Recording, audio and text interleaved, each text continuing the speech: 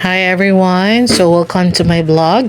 Andito naman po tayo para magbahagi ng mga salita ng Diyos. Ang pamagat po ay ang gawain ng banal na espiritu at ang gawain ni Satanas.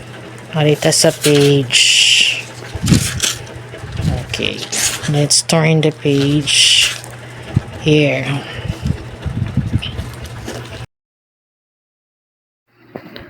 Ang gawain ng banal na espiritu ay positibong pagsulong.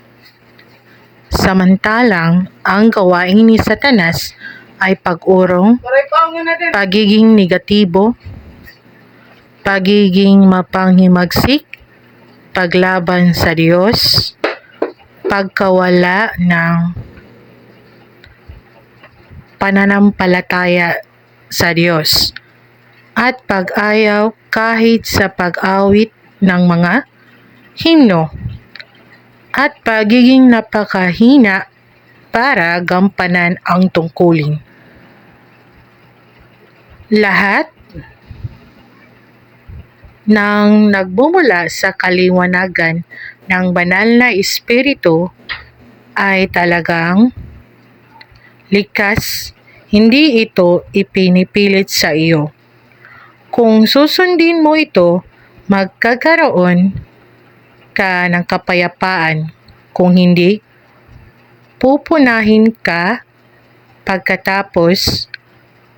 Kapag mayroong kaliwanagan ng banal na espiritu, walang anuman sa ginagawa mo ang paghihimasukan o pipigilan.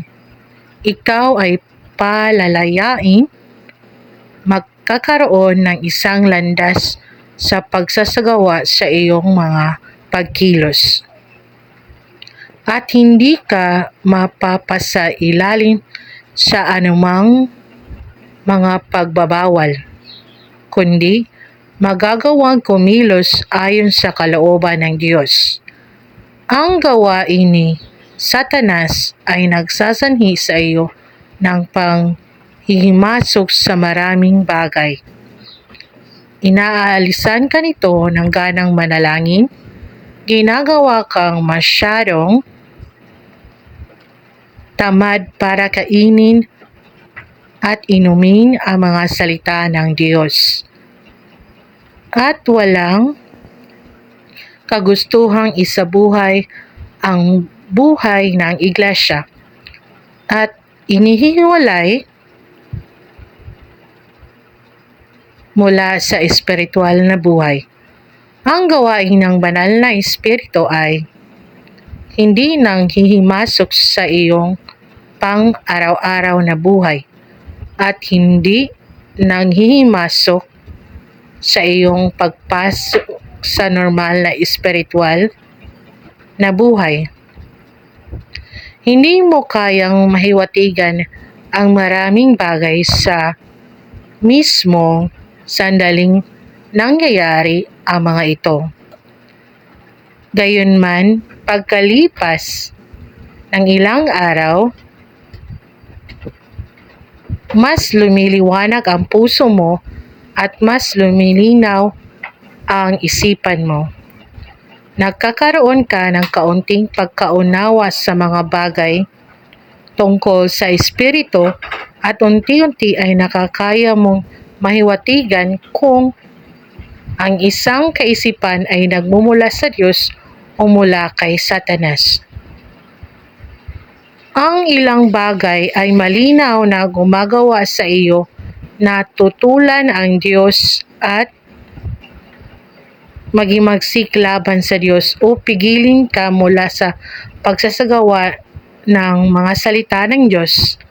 Ang mga bagay na ito ay mula lahat kay Satanas. Ang ilang bagay na hindi kitang-kita at hindi mo masasabi kung ano mga palatandaan at pagkatapos ay magsasagawa ng paghimagsik. Kung nahiwatigan mo ng malinaw kung alin ang mga bagay na mula kay Satanas at alin ang pinanubaya ng banal na espiritu, hindi ka agad-agad maililigaw sa iyong mga karanasan. May mga pagkakataon kapag hindi mabuti ang iyong kalagayan na mayroon kang partikular na mga iniisip na nag-aalis sa iyong balintayak na kalagayan. Ipinakikita nito na kahit na ang iyong kalagayan ay hindi kaaya-aya, ang ilan sa iyong mga iniisip ay maaari pa ring manggaling sa banal na espiritu.